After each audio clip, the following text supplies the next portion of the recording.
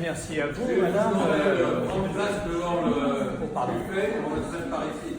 Ok. Alors on a l'impression de faire tout à l'envers, puisqu'on a déjà le verre, il sera déjà félicité Jean-Louis, mais bon, écoutez, Jean-Louis, d'abord, je crois que à la fois tu m'as accueilli dans cette section 9, qui est aussi aujourd'hui réunie avec le bureau, avec monsieur Christian Maréchal. Donc, comme j'ai été bien accueilli, j'espère qu'aujourd'hui on t'accueillera pour ce mérite agricole qui te va bien.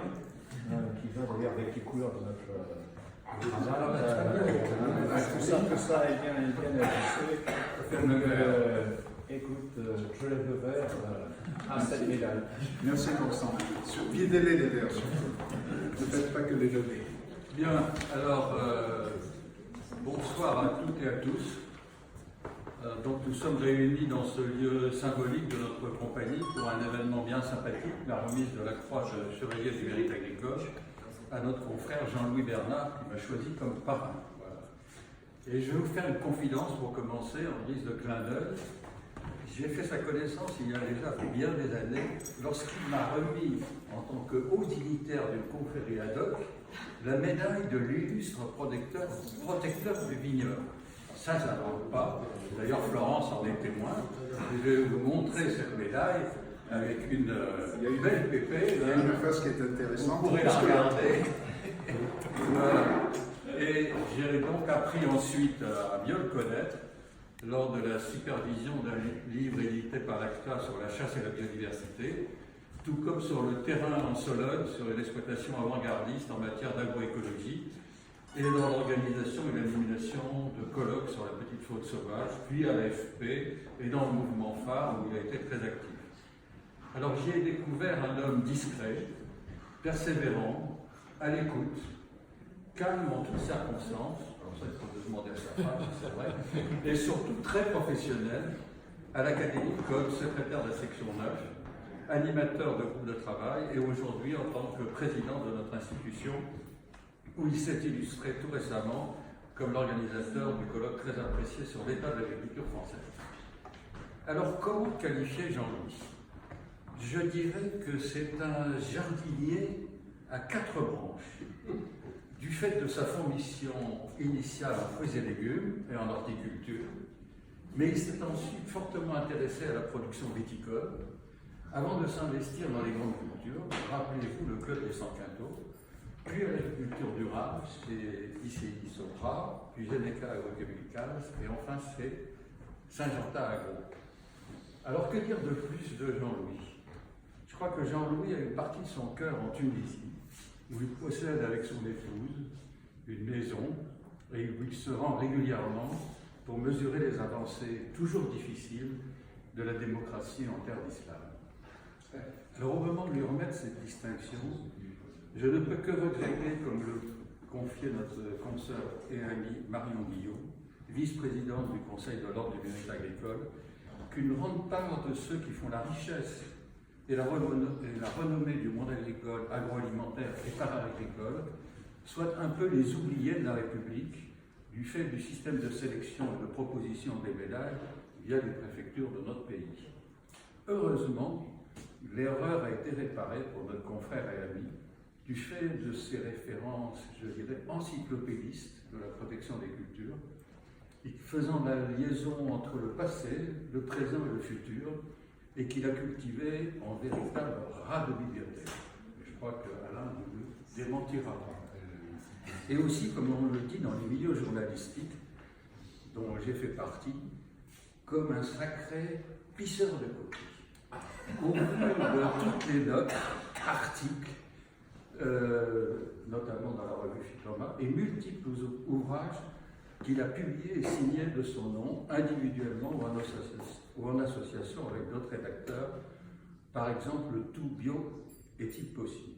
Et finalement, c'est un sujet sur lequel est revenu cette semaine le Canard enchaîné, qui publie un dossier sur le bio, intitulé Bio, le beau, le bon et le faux. Alors, peut-être qu'ils vont citer l'Académie d'agriculture. C'est la raison donc pour laquelle je suis très honoré, très fier de lui remettre cette distinction bien méritée, qualifiée de Légion d'honneur de l'agriculture, ou plus trivialement de poireau, décerné par le ministre de l'Agriculture et de l'Alimentation, et qui le ramène en quelque sorte à sa formation initiale en agriculture. Donc Jean-Louis Bernard, au nom du ministre de l'Agriculture et de l'Alimentation, nous vous faisons chevalier du mérite agricole.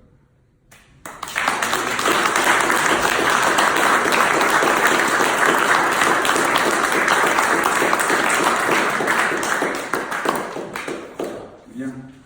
Écoute, merci Jean-François pour ces paroles fortes et aimables.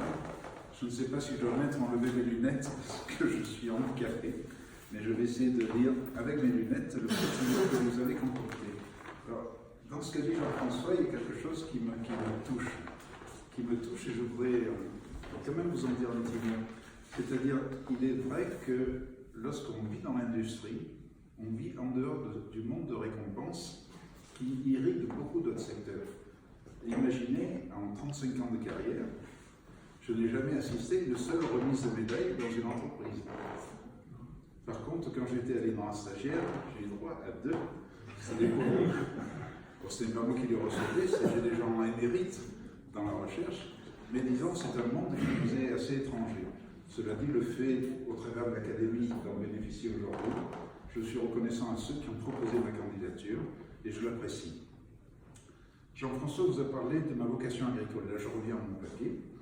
Je souhaitais vous en dire un tout petit mot parce que certains d'entre vous ont des petits-enfants, certains ont seulement des enfants, mais sûrement grands. Donc, ce type de difficultés, vous les avez franchies.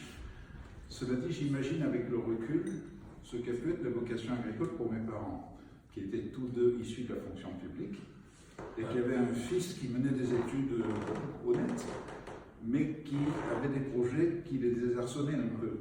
Tout d'abord, j'ai voulu être prof de philo. Je trouvais ça très chouette et je n'ai pas changé d'avis. Quoique l'enseignement aujourd'hui, je me méfierais un petit peu. J'ai voulu être prof d'histoire aussi, parce que j'ai toujours eu un faible pour l'histoire. Cela dit, j'ai changé d'avis du fait des circonstances.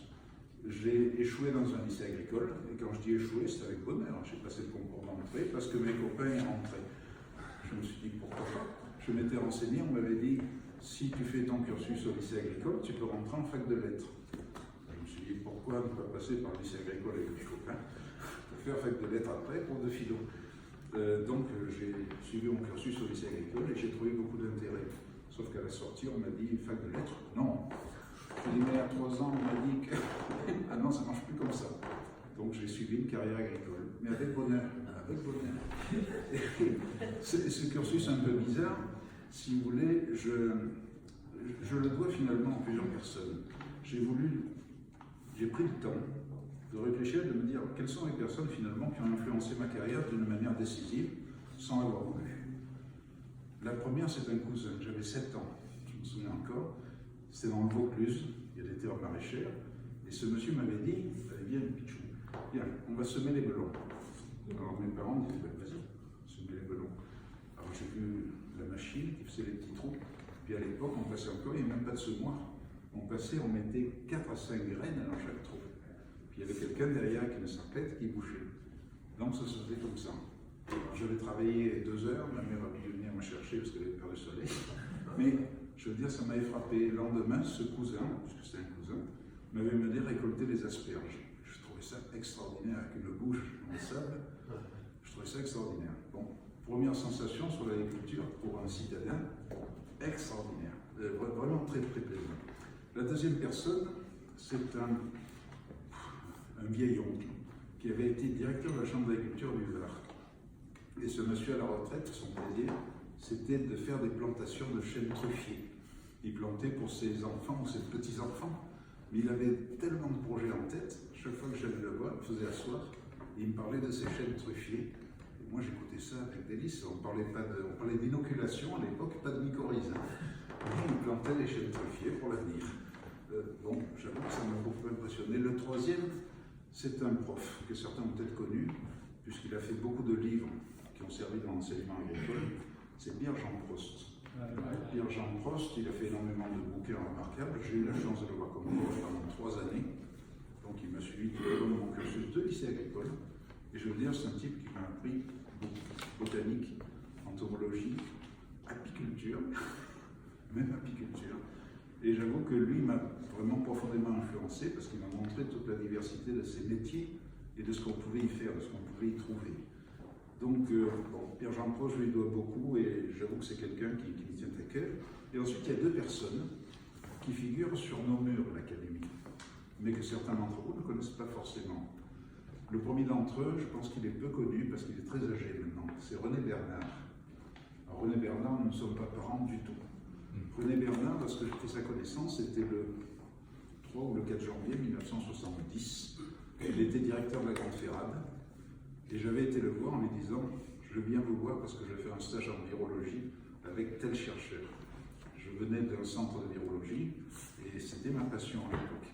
Il m'avait dit « Vous savez, il est plein de stagiaires, il a plusieurs thésards, qu'est-ce que vous allez faire avec lui ?» J'ai dit « Je vais faire de la virologie, moi, je viens du centre de virologie de Bergerac, je veux travailler ici. » Il m'a dit « Non, à l'hermicologie, ils ont besoin de gens. » Je me suis dit « Pourquoi pas, j'ai une formation honnête, mais sans plus. » Donc il m'a aiguillé vers l'hermicologie.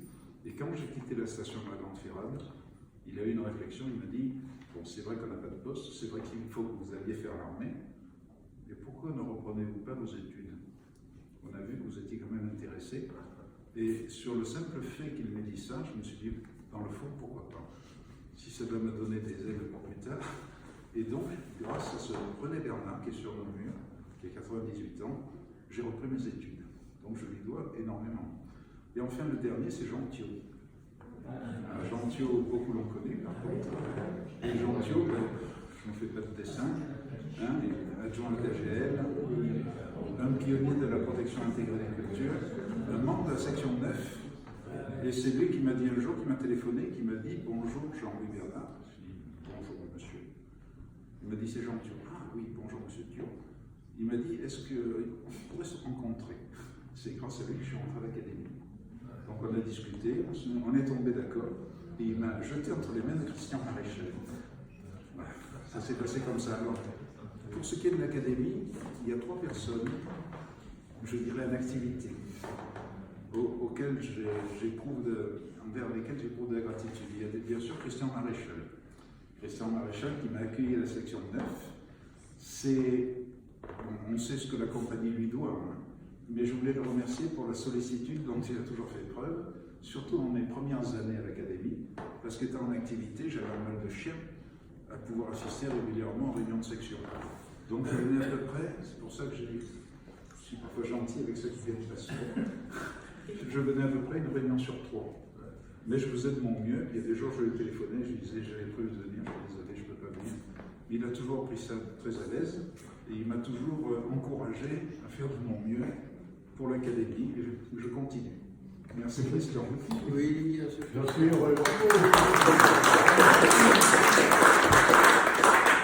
Le second, c'est Jean-François Colonnet.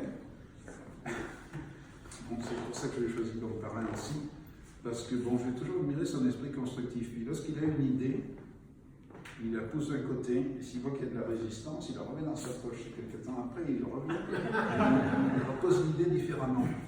Et j'avoue que les idées, avec le recul, souvent, sont bonnes, mais on a parfois du mal à les accepter tout de go, parce qu'elles ne sont pas forcément dans l'air du temps. Et avoir un peu d'esprit iconoclaste comme ça, c'est très salutaire. C'est très salutaire, donc merci beaucoup. Et le troisième, c'est Jean Tendron. Il n'est pas là, je ne vais pas faire de grands discours, mais Jean Tendron, je l'ai connu lorsqu'il était directeur d'office de la chasse, et les travaux que nous avions entrepris à l'époque ont été fructueux. Ça a très bien marché. Et lorsque j'ai quitté mon activité chez Syngenta, le flambeau a été largement repris par André Fougeroux, qui a continué ce type de travaux et qui finalement s'inscrit aujourd'hui dans tout ce qu'on trouve comme ferme de référence en France, et en particulier les audits botaniques et entomologiques qui ont été faits de manière systématique sur toutes les fermes. Aujourd'hui, ça fait qu'on a 15 ans de recul, on est capable de dire que certaines modifications de l'espace ont donné un plus en matière de biodiversité. Et en vrai, bravo pour ce que tu as fait. Je suis impressionné. J'ai fait que faire ce que tu faisais avant. Non. Alors, cela dit, il y a une longue liste d'académiciens à qui j'aimerais rendre hommage, mais bon, je voudrais simplement aujourd'hui, puisque nous sommes entre membres de la section 9, vous remercier, vous, membres de la section 9. C'est surtout ça, que ce soit Bernard Vollet, que ce soit Constant au sein de la section, que ce soit vous tous. Je vous avoue, j'ai toujours éprouvé beaucoup de plaisir à venir travailler avec vous, vous écouter, me disputer avec certains, mais c'est toujours constructif. Et c'est un milieu où, si on est de bonne volonté, je crois qu'on ne peut être qu'à l'aise, parce que les gens sont très tolérants, et les gens sont toujours positifs. Ils essaient toujours d'aller dans un sens qui soit utile à la compagnie. Alors, je n'oublie pas aussi nos permanents, parce que lorsque je viens saluer le matin, bonjour Sylvie, bonjour Corinne, bonjour Philippe, lorsque je le croise, souvent il est largement là avant nous, et il est encore après nous. Mais je veux dire bonjour Christine. Je veux dire, sans eux, je mesure le travail qu'ils font, même si je ne suis pas sûr que tout le monde le mesure bien. S'il n'y avait pas tout ce staff-là qui nous aide, souvent pour de petites choses, je crois que le travail qu'on fait ici serait complètement méconnu à l'extérieur, pour ne pas dire inconnu, puisqu'on a arrêté nos publications papier. Je veux dire, ce n'est pas la revue, si on la maintenait, qui sauverait l'image de l'Académie. Elle y contribue, mais ce n'est pas suffisant. Donc c'est tout ce qui se fait au travers du travail des permanents qui nous permet, je crois, d'avoir de la visibilité. Enfin, je terminerai mon discours en voulant rendre hommage à Marie-Martine. Où est-elle? Elle est là. Même si elle est petite, elle n'est pas toujours visible. Et c'est vrai que, même si je suis dur d'oreille, je l'entends souvent. Alors je voudrais la remercier pour une chose, c'est que tout au long de ces années, elle a supporté patiemment mes déplacements, nombreux et variés. Elle a enduré dans sa maison, ses maisons, parce que je l'ai obligé à déménager 5 fois. Elle a enduré à la fois mes piles d'avocats, mes papiers, tout ce avec quoi j'encombre le logement. Je suis désolé, ça fait partie. Elle a enduré aussi mes lubies de naturaliste. Ça, je vais quand même le dire, parce que la sainte horreur qu'elle a eue un jour, c'est de trouver son bac à légumes rempli de tubéroïdes contenant des larves de lépidoptère. J'avais trouvé tout ça pour les conserver quelques jours, et le jour où on prend ça pour trouver la salade, j'ai trouvé les noctuelles, ça a été un choc pour elle. Elle m'en reparle régulièrement. Bon, bref, ça ce n'est pas trop grave. Enfin, je voudrais rendre hommage à la petite demoiselle qui est là, Marielle, notre fille. À notre grand désespoir, elle n'a suivi ni la filière sciences, ni la filière droit. Mais malgré tout, elle constitue, dans son jeune âge, le levain dans la pâte. Et dans toutes les familles, je crois qu'on a plus ou moins ce genre de profil. C'est-à-dire des jeunes qui ont une activité qui est la leur, c'est leur choix, ils se débrouillent. Cela dit, ils nous tirent sacrément par les temps qui courent. Le monde évolue vite. Et si on n'est pas tiré dans une famille par les jeunes avec des nouvelles technologies, je crois qu'on a un mal de chien à survivre, parce que le monde change vite, vite, vite. Donc, merci au moins pour ce rôle-là. Voilà. Alors, merci à tous d'être venus là, d'avoir accepté de partager ce moment convivial. Si vous restez du champagne, finissez-le. Si vous n'en avez plus, il reste des bouteilles. Merci.